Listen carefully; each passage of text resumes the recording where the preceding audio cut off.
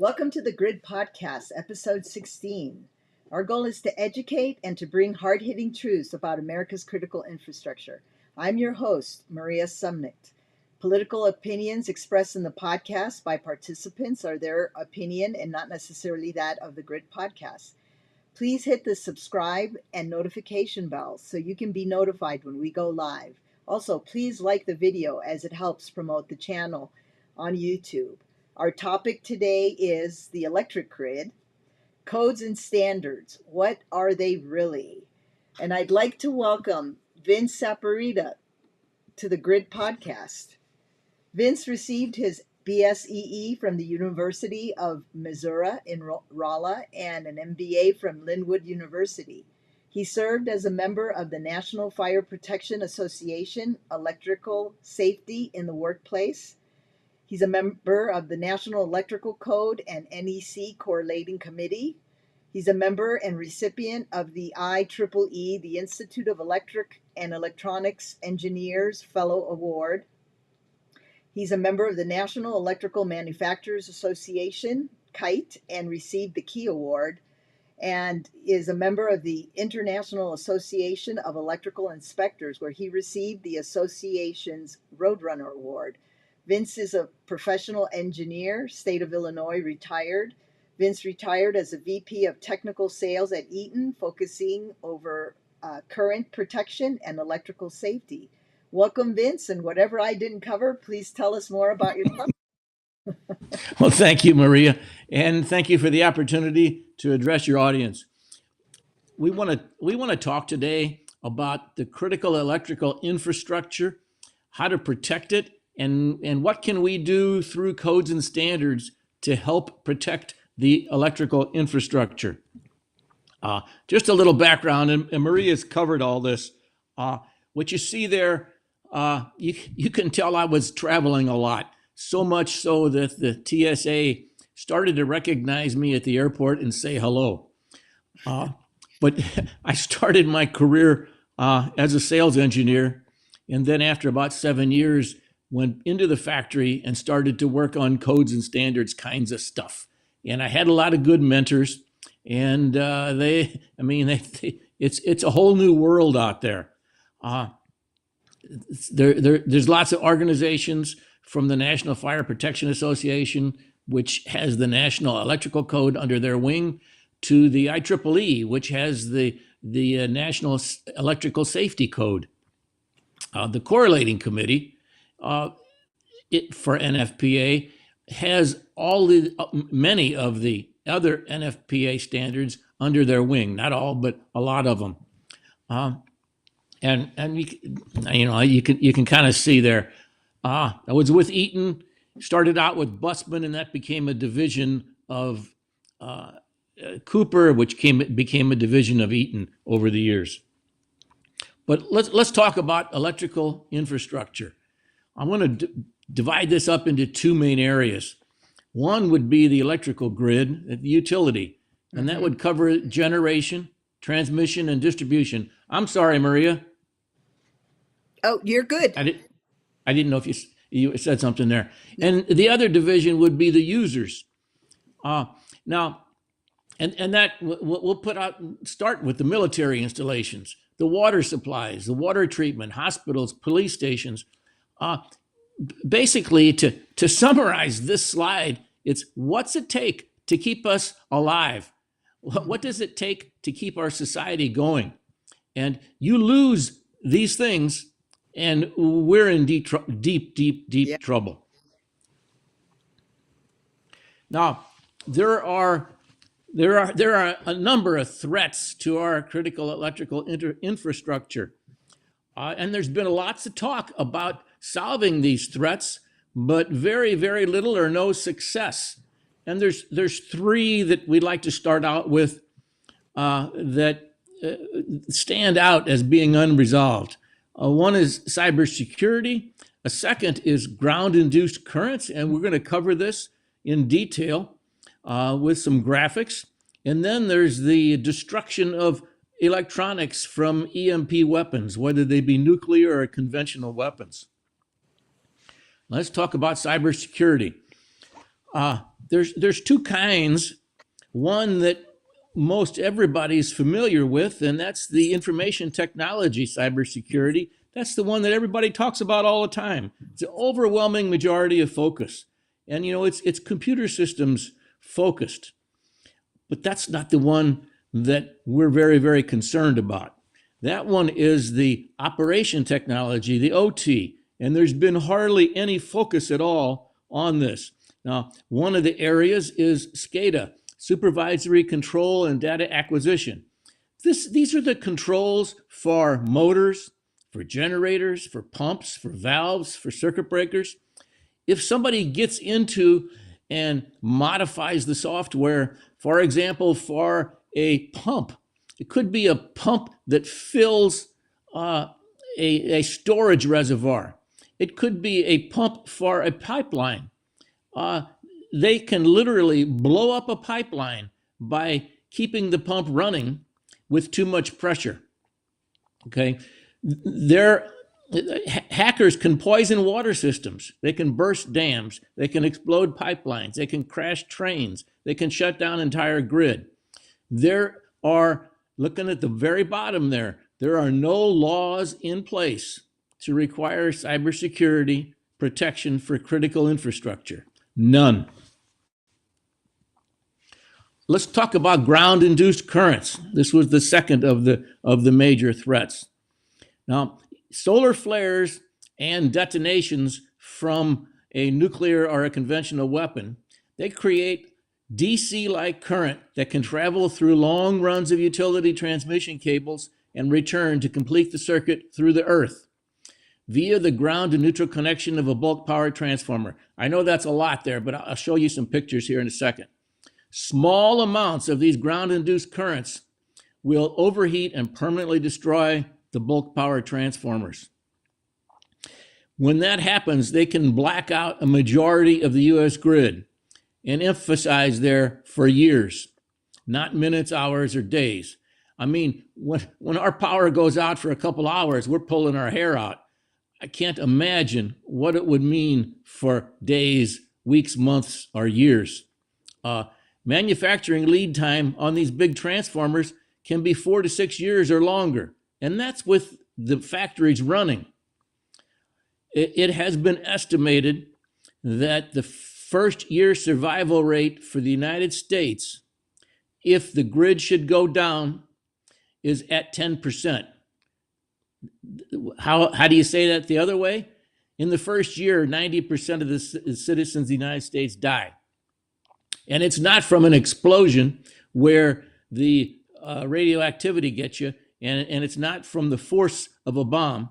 It's from the lack of food, the lack of medicine, the lack of clean water, the lack of water purification. And in fact, it's the roving bands of folks looking for food, which might view you as food. There are no laws in place to require the ground-induced current protection for critical infrastructure. Now, this is affecting mainly transformers, okay? And so this is on the utility side.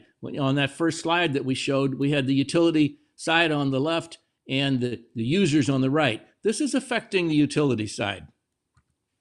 Okay, let's get technical. What you see here is a representation. On the left side is the secondary side of a solidly grounded Y step-up transformer. Now notice, when we're talking about three-phase.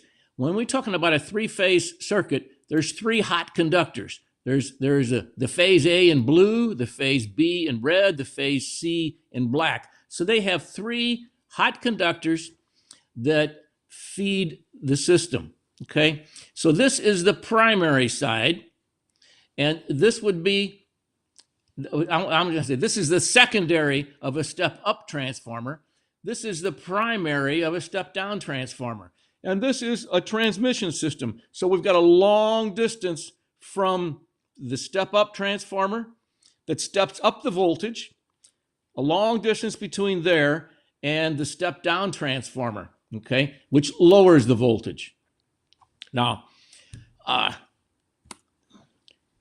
when there is a solar flare or a detonation in the atmosphere, it's going to create what we see down here, the GIC, a ground-induced current, and it's the summation of what goes here. Talk about it's going to the right, going to the right, and going to the right.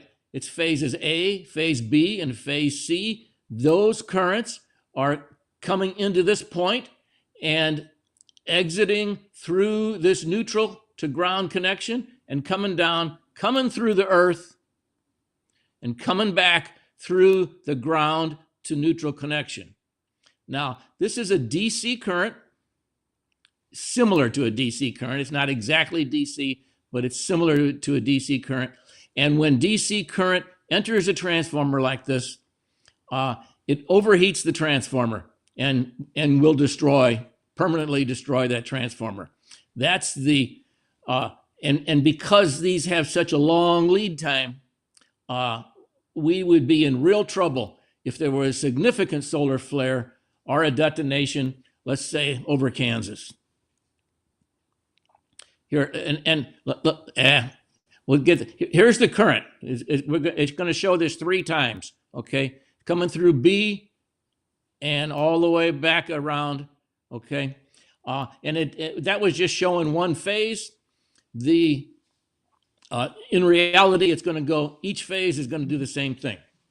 Now, the third of the major threats would be the electronics destruction from EMP weapons.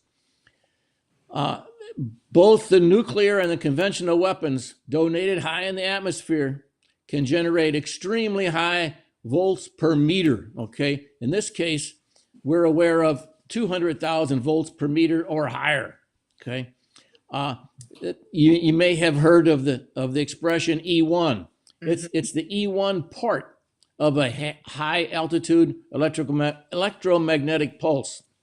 Now, think of an FM radio signal that puts an extremely small voltage on the antenna for your radio, okay? This is similar to that in concept, okay? Mm-hmm. It's putting a very high voltage per meter of electric line. There's no radioactivity or explosive forces at ground level, so people aren't killed instantly. But what gets them over the long run is if there's no electronics, okay? And so what's it going to destroy? It's going to destroy communications, computer systems, the transportation. Your vehicle may or may not work. The 18-wheelers may or may not work. Petrochemical plants, they're not going to be able to put out gasoline. Hospital equipment. Pity the people who are in the hospital on ventilators, pipelines. Anything that's controlled by electronics is fried. Now, there's no laws in place to require electronics protection from EMP weapons or for the critical infrastructure.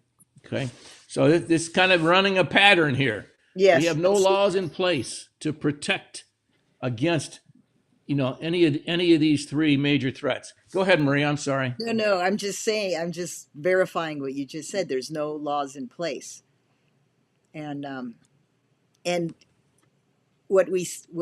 I've experienced personally, having gone to Washington D.C. and here in the capital of Colorado at Denver, that it's very hard to get legislation in place to do anything about it.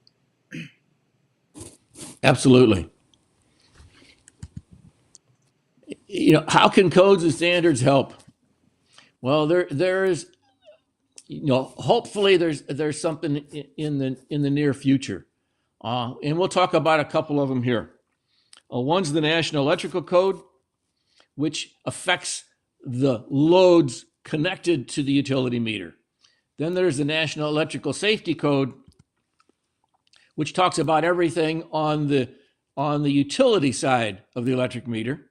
And there's product safety standards. And we'll talk a little bit about each of these and one more. Now let's talk about the difference between the National Electrical Code and the National Electrical Safety Code.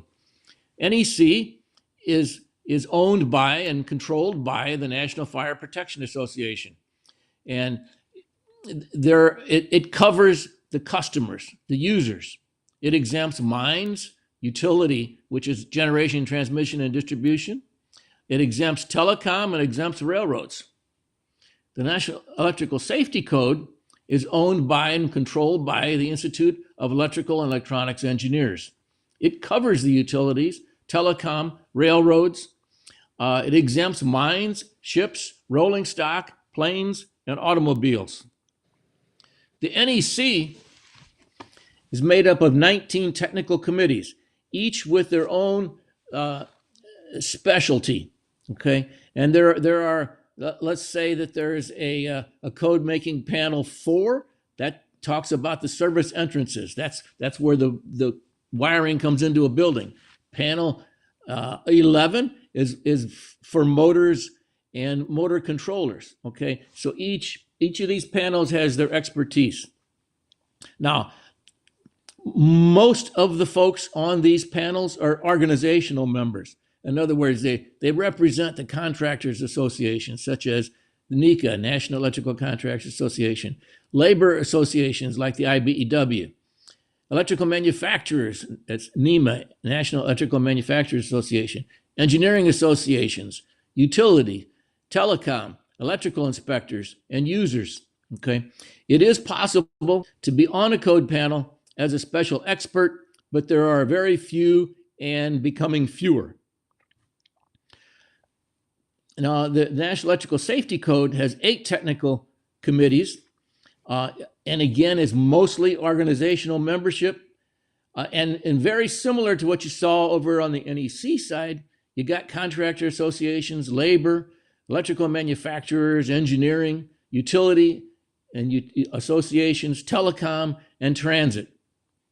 Now, one would like to think that all of the proposals that go into this National Electrical Code or the National Electrical Safety Code are purely safety and technically oriented. But let me tell you how the real world works. Everybody that represents one of these organizations is going to look at a proposal and determine how it affects them financially. And their vote will be based upon how it affects them. Okay? Once you've been at this a while, you can look at any proposal and you can predict, based upon what you think that proposal is going to do, how every one of these members are going to vote. In fact, there's kind of a saying within the folks that have been around a while, is that if you don't know what the vote's going to be before the vote, if you don't know how people are going to vote before the vote's actually taken, you've already lost. Okay, it doesn't make these standards poor or bad. It's just something you got to keep in the back of your mind. When a proposal comes up, you know that people are going to be thinking about how it affects them financially. Now, all the proposals start as safety and technically accurate, okay? But then when it comes to the voting, it's going to depend upon how it affects the group financially. Right, and for the most part, the body of these boards and organizations isn't really made up of technical people. So it's really driven by money, not by what's good technically. Yeah, for the industry. That true. And there's typically going to be 2 or 3 leaders on one of these panels that are going to everybody's going to lead and follow them.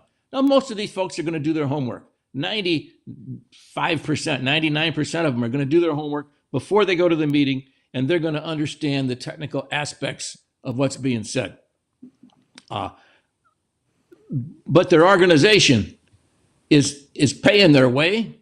Their organization is going to determine how they're going to vote. And the representative on this panel may want to vote for a safety improvement, but his or her organization may tell, well, they are going to tell them how they want them to vote. And of course, if they don't vote the way the organization tells them, they're not going to be there the next time. Okay. Now, let's talk about how these things become law. On the NEC side, the NEC, when adopted by the NFPA, is not a law. It only becomes a law when it is adopted by individual states and municipalities, states, counties, and cities. When it is adopted, then it becomes law. Okay, and some states right now are probably on the 2020 NEC. Other states on the 2023, and some of the very fast-acting ones are on the 2026 NEC. It's a 3-year. It's renewed every 3 years. Most other NFPA standards are not adopted, and therefore they're not law. They are ideal. They can be considered accepted practice.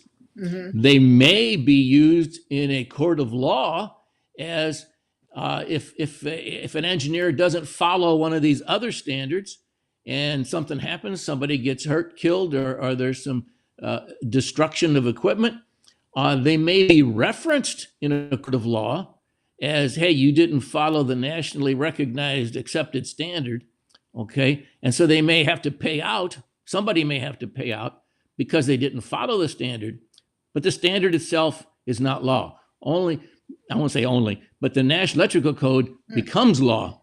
These other standards are likely not law, but they would be considered nationally recognized accepted standards. Ideally, protection against these unresolved threats to the electrical infrastructure would be required in the NEC. Easier said than done. On the National Electrical Safety Code side, again, they only become law when adopted by states, municipalities, and public utility commissions.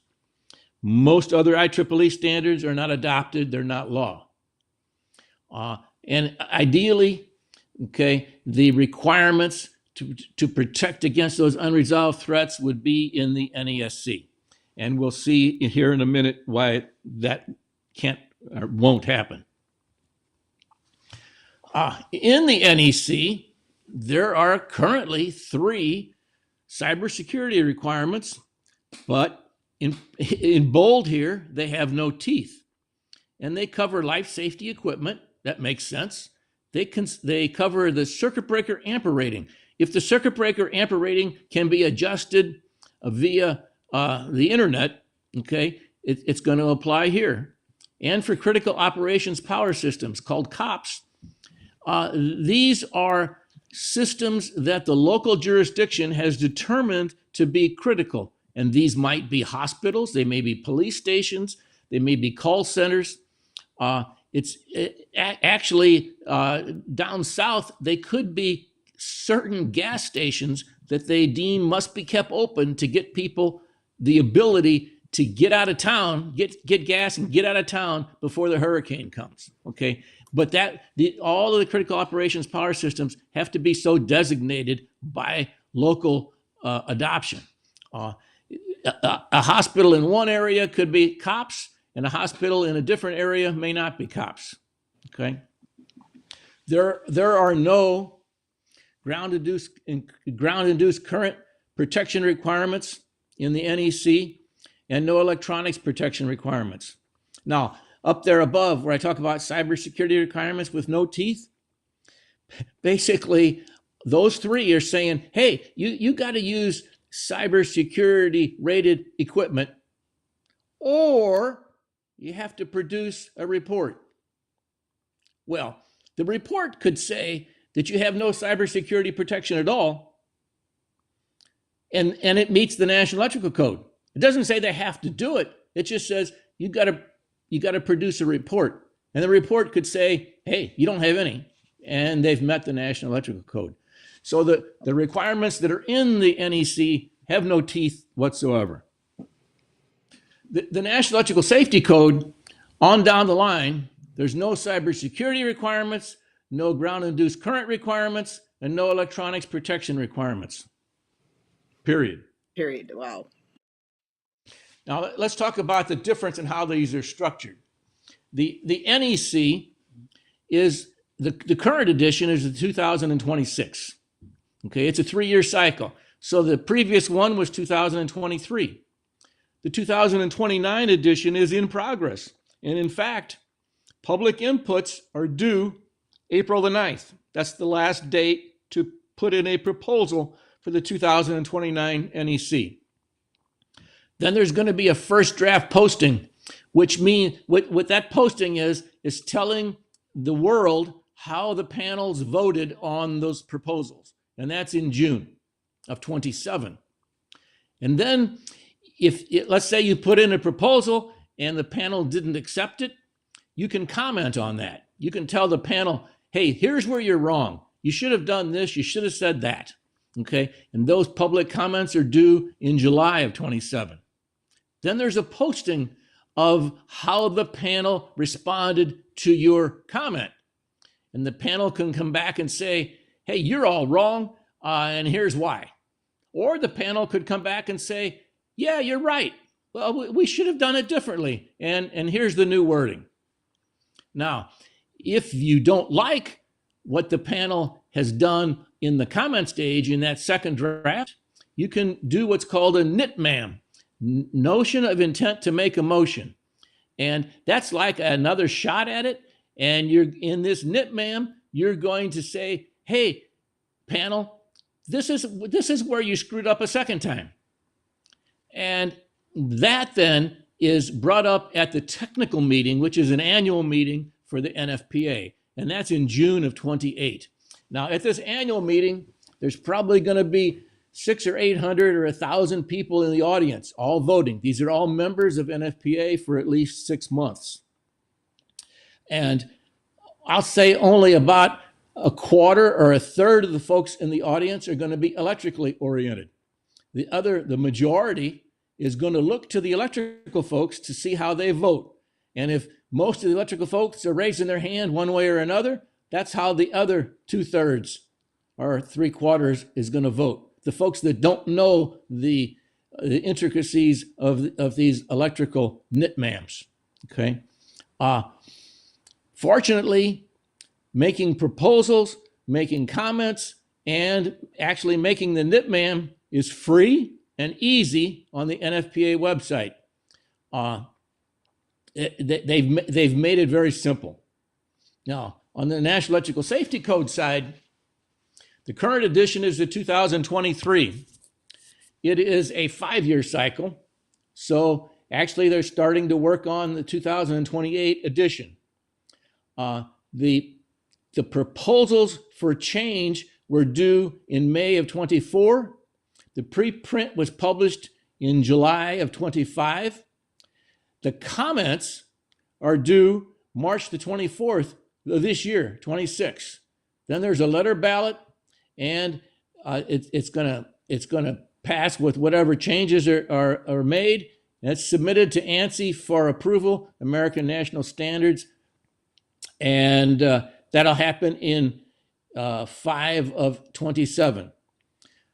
Unfortunately, the National Electrical Safety Code is you're going to have pay a fee to see, for example, right now, what's been published. In order to make comments, you're going to have to pay a fee. It's not handwritten, but you're going to have to type it out and send it in. It's not easy. On the NEC side, it's like using track changes in a Word document. Okay. On the National Electrical Safety Code side, you're going to have to type everything out and show what the changes are. So it's difficult. Now let's talk about product safety standards. And this will be fun here. Most are safety standards, not performance standards. And let me give an example. When a motor starter is tested under short circuit conditions, it's tested to make sure that it doesn't cause a fire or electrocute somebody. And what do I mean by that? Well, it sees a short circuit It's created on the load side of the starter towards the motor, and they'll put cotton around it. If the cotton catches on fire during the short circuit test, it fails, okay, because that could create a fire. Mm-hmm. And they'll put a 1 amp fuse between the case of the motor starter and ground. If that 1 amp fuse opens, that means the case was energized and it'll fail there. So they're checking to see that the motor starter won't start a fire and won't electrocute somebody. Do they check to see if it's going to work afterward? No. Okay. The contacts can weld and the overloaded relays can burn out and still pass the test. So it's not a performance standard, it's a safety standard. Now, the scopes are completely, the scopes are so important. For example, if you're looking at a circuit breaker, there's an interrupting rating test. And that's a test to make sure that the circuit breaker doesn't explode under a short circuit condition. Mm-hmm. Then there's a component test for a motor starter. And that's the one that's checking to see if the starter causes a fire or electrocutes someone. But just because the circuit breaker doesn't explode doesn't mean that it's going to protect the motor starter. In other words, it doesn't mean that the circuit breaker is going to protect the starter from causing a fire or electrocuting someone. So they're two different tests, okay? Now, here's one where I have to be careful. Marketing claims versus product certifications. There's some red flags.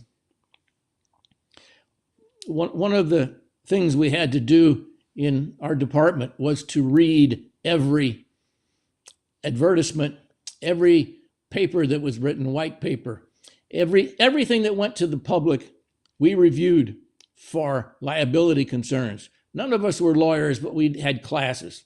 We looked for things. We learned how to read things. We learned how to read between the lines. Let's take an example. Some product, the marketing literature says that it was tested to standard XYZ. What does that mean? If it was tested to XYZ and failed all the tests, was it still tested to? Absolutely. Mm-hmm. Okay. There may be 10 tests in standard XYZ. If it was tested to 2 of them, could it still say tested to XYZ? Sure. They're not lying. And it could have failed both of those. Okay. Maybe there's 8 tests that it was never even tested to. So when you're reading literature, marketing literature, you read it and follow up on what it says. Now, if it says that it's been tested and certified by a nationally recognized testing agency, testing laboratory, you've got more assurance of what it's meant to do and what it can do.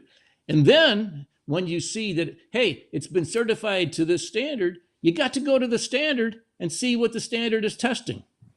Is the standard testing for fire and shock, or is the standard testing for performance? So just because something says it's been certified to a standard doesn't mean that it's going to work afterward.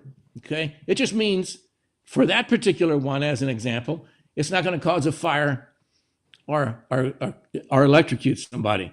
So you got to really read it to determine, did it pass the test? Was it certified to pass the test? And and what was the test that it was certified to? Okay. Now here's some good news. There are product safety standards now for cybersecurity.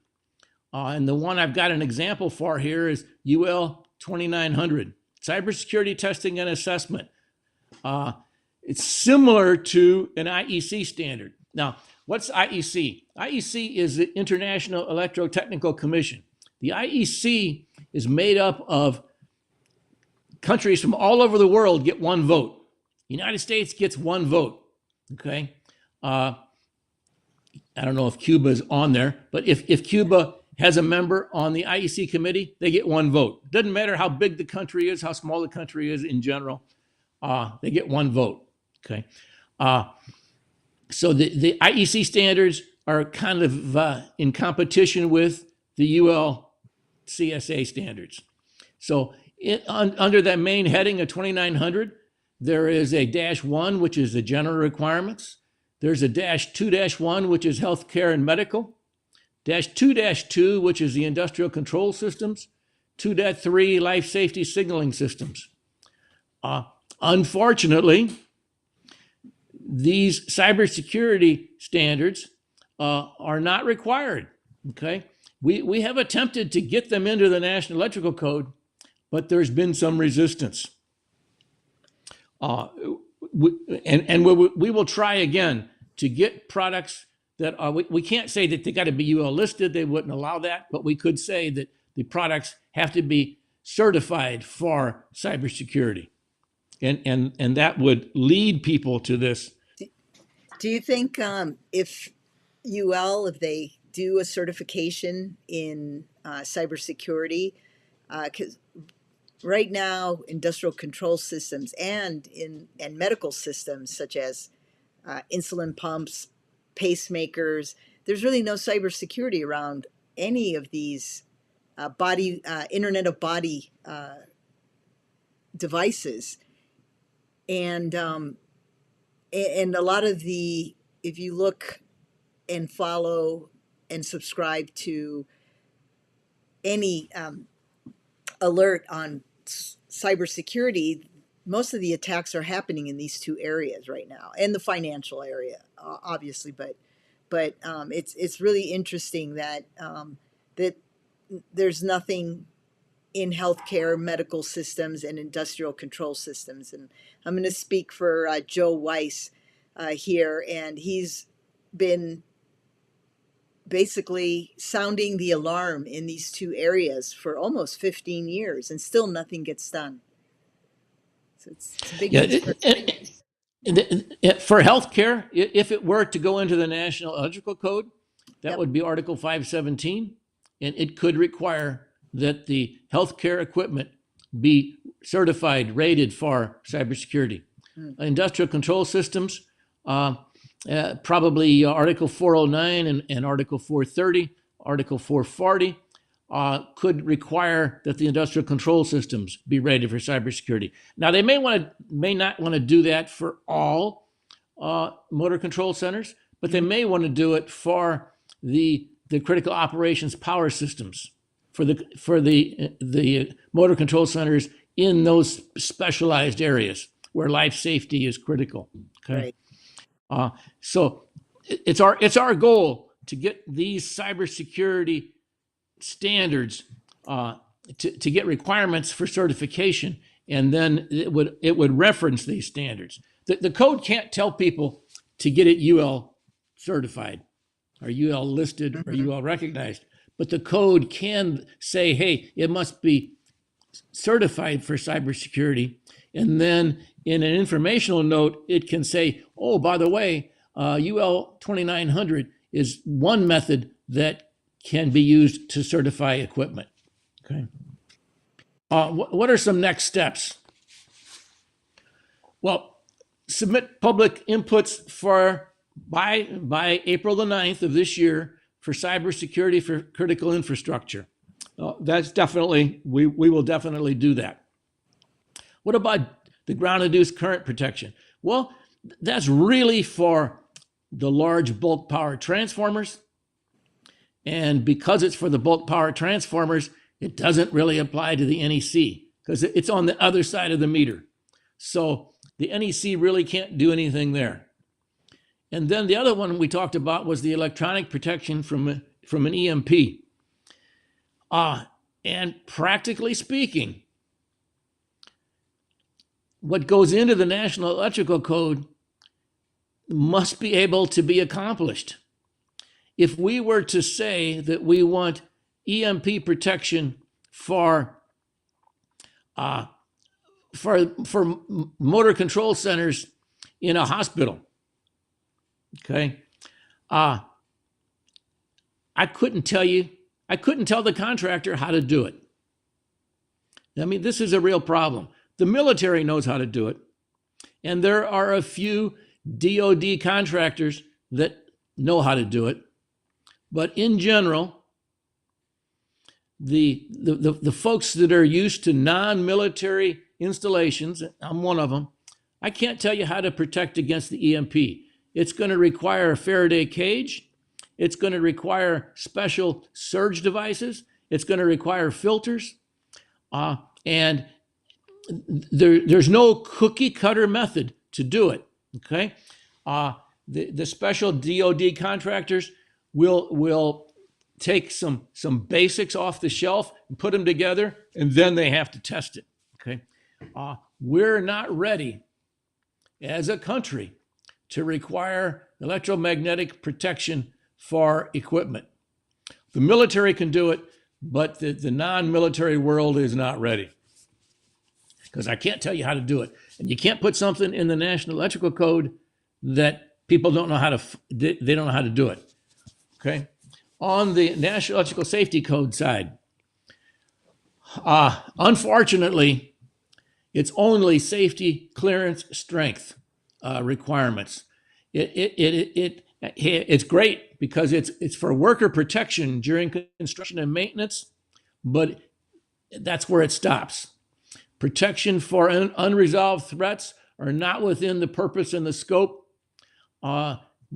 Were we to make proposals or comments, they're dead on arrival, okay? Because it's not in the purpose or scope of the document. Focus on the NEC, not the NESC. We'd be wasting our time there. The product safety standards, about the next steps. Anyone can make proposals to change the product standards, but be aware that they're greatly influenced by the manufacturers. It's extremely difficult for membership of special experts. So you got to be representing one of the major categories. So if you're a special expert, if I were considered a special expert, and I'm not, it would be very difficult for me to get onto one of the product standards. I think what we need to do here is focus on obtaining NEC requirements for UL 2900 certifications for critical infrastructure. That we can do. How about construction specifications? And this is, I think, the last slide. This is something we haven't focused on, but I think we need to spend some time. There are two major areas. One is the non-military, and the other is the military. The American Institute of Architects, the AIA, has what's called a master spec, and it covers public and private construction specifications. This is, and it's non-military, all right? This is the general specification for mechanical and electrical systems, okay? Which, I mean, that's what we're worried about here. That all your consulting engineers and architects are going to use, okay? It's the backbone, okay? And they'll make, for a particular project, they'll make a little change here or a little change there. But in general, that AIA master spec is what the vast majority of the folks are using. Mm-hmm. Okay, we could possibly influence that specification. Okay, but that's going to take some focus. I'm not aware that anybody has tried that yet. And then there's, on the military side, it's called the Unified Facilities Guide Specifications, UFGS. This is handled mainly by the Corps of Engineers, the Navy, and the Air Force. It's for bases, posts, stations, and they do use it sometimes for other federal agency projects that are managed by the Corps of Engineers. And I'm not aware that we've tried to influence these Corps of Engineer specs. Needs to be done. One of the many things that needs to be done. I think that's probably the end, Maria. It is. Okay. Well, thank you. This has been very educational and eye-opening. As far as the AIA, the Association of Architects, in the construction of, let's say, nuclear facility and or new power generating facilities in America, as we well know, the majority of our equipment is going to come from overseas, mostly from the Asia side of the house. And these standards, how are they met? For example, in China, is there collaboration? Okay, well, let me kind of separate that question. Okay, all right. Let's say we have a U.S. manufacturer that's manufacturing a generator. Mm-hmm. Okay, and in the spec it says that this generator must be UL listed. Okay, and there's none made in the United States. They're made in China. Okay, I'm just taking an example. Okay, Underwriters Laboratories has an office in China, and they will go and inspect the product line. They'll inspect the equipment to make sure it passes the test. Okay, and they'll have follow-up tests. Okay, and that's important. And so you can get a UL listing for equipment that's made in China. Okay, great. Okay, that's not an issue. Okay, and there are international standards association. Well, UL is international. Okay, but there are European-based standards, nationally recognized testing laboratories based out of Europe. Okay, and they have offices here. Okay, so you can go either way. A European manufacturer can get European certifications here, as well as we can get certifications in the rest of the world. Okay, good. Okay. Yeah. As far as EMPs, neutral ground blockers, that is possibly a solution both in the commercial side and obviously for the military side. Can you talk a little bit about that? Sure. When we showed that one slide, we saw the current going from the ground to the neutral and then through the three legs of the transformer. That's basically a DC current. And the neutral ground blocking equipment is basically a capacitor. Now, it's got a lot of other stuff with it, but it's basically a capacitor. A capacitor will block DC current. So if you put a capacitor between the ground and the neutral of that transformer, it will block the current. Okay, and so that's basic electrical engineering to put a capacitor there to block the current, and that's basically what they're doing. Now they've got lots of bells and whistles that go along with that, but that's the general gist of it. Do you think that's a good solution to the EMP and solar? Actually, solar weather can cause the same type of effect to protect our yes, it's basic physics. Okay, it's the capacitor will block the DC. Absolutely. From your experience, what is stopping the rollout of these neutral ground blockers right now? I know the technology exists, but why hasn't anything been done? What do you believe why nothing has been done to at least protect the major cities from an EMP? I really can't speak for the utilities, but I know that what they specify, what they install, it has to have lots of historical background to it. Okay, there are, I believe, maybe 3 utilities in the United States that are using these devices. As that continues to grow, it will snowball. It's going to take time. They have to feel comfortable with it. They're hesitant to try brand new things. Okay, and this isn't new. Okay, but it's new for the utility industry. There are ground currents all over. Okay, many of which we are already spending tons of money on. For example, what happens to a large pipeline that's buried underground? Do they do anything to protect the steel for that? Absolutely. There's cathodic protection. Okay, there are on a steel pipeline, there are points where it is more quote unquote active, and there's points where it is less active. The active points send a current to the inactive points, and that's rust.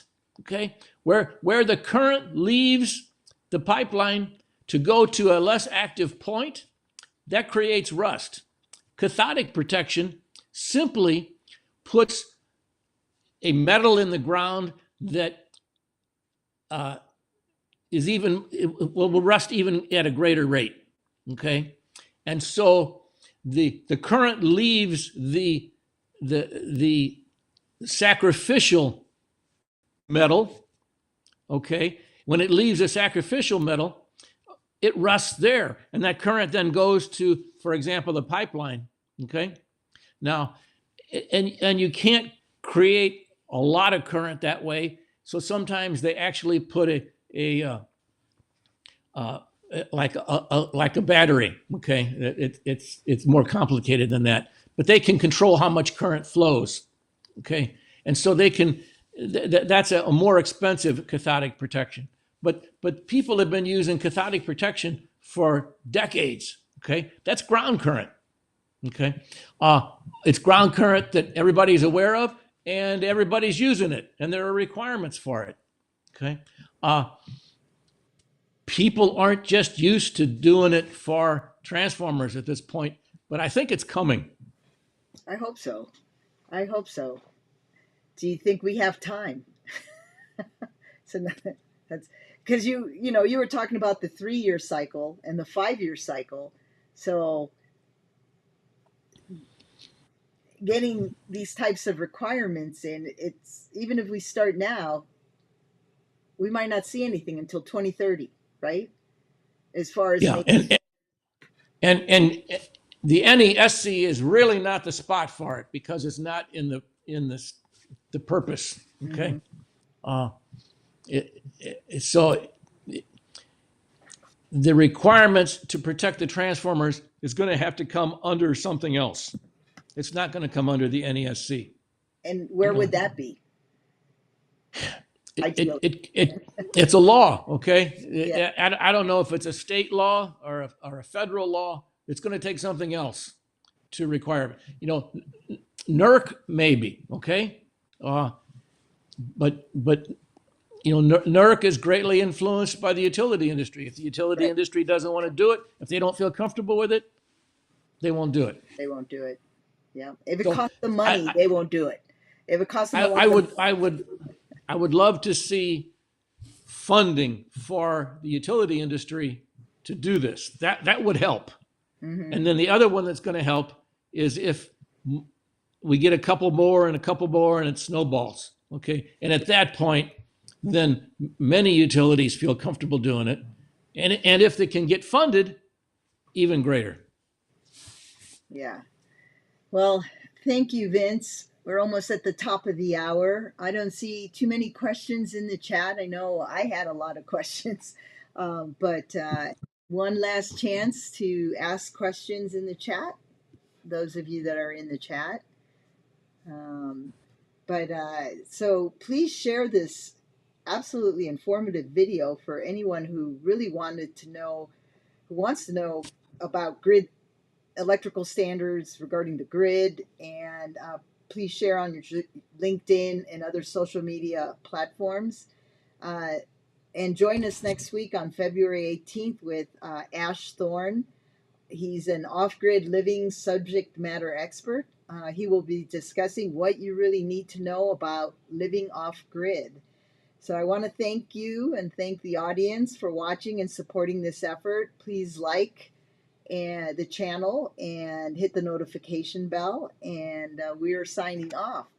Again, a special thank you to our guest, Vince. This has been an absolute pleasure learning. I learned a lot, and I hope we share it. Oh, now somebody asked a question, Joe. So we'll ask it really quick before we sign off. Are major countries in Europe, like England, France, Germany, in better shape than the USA? Do they do things differently than the USA? The two-part question. Do they do things differently? The IEC standard is a bit different than the North American, which is mainly UL and CSA. Their standards are a bit different. Again, it's one country, one vote. It may be a little less tied to the organization that you're representing because you're representing your country and not a particular company. Although when you're voting, you're thinking about what's good for your company. Okay. Now your country is going to tell you how to vote. Okay. But you may be thinking about how it affects your country. Now, one of the things you'll see in the codes and standards world is that you might see a man or a woman speaking vehemently against a proposal, but when it comes time to vote, they vote for it. That's because their organization told them to vote for it. They may have spoken against it, but come time to vote, they vote for it. They vote. Wow. So that could also happen in the IEC world. As far as these transformer protections are concerned, you mentioned the neutral ground blocker. I believe there's quite a few being sold outside of this country. I think there's only 3 utilities using it here, but outside the country, I think it's probably more popular outside the country. And I've heard that China has infringed upon patents and that they've been using these devices. That's what I heard too, that China is actually way ahead of the curve in protecting their electrical grid. More than, we basically have done nothing on this end, but that I know of. Maybe you do.